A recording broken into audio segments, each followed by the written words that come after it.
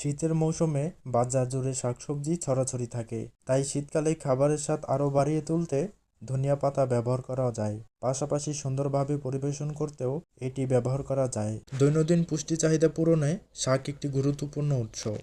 শাক ভিটামিন ও মিনারেল সমৃদ্ধ হওয়ায় শরীরের জন্য অনেক উপকারী। বিভিন্ন শাকের মধ্যে লাল শাক ও পালং শাক অন্যতম।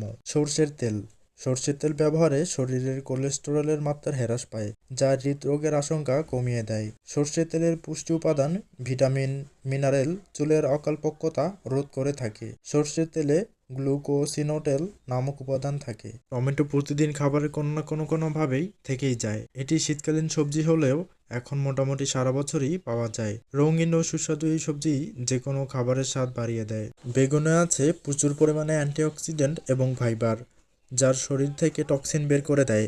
বেগুনে আছে প্রচুর পরিমাণে ফাইবার, যা খিদে কমাতে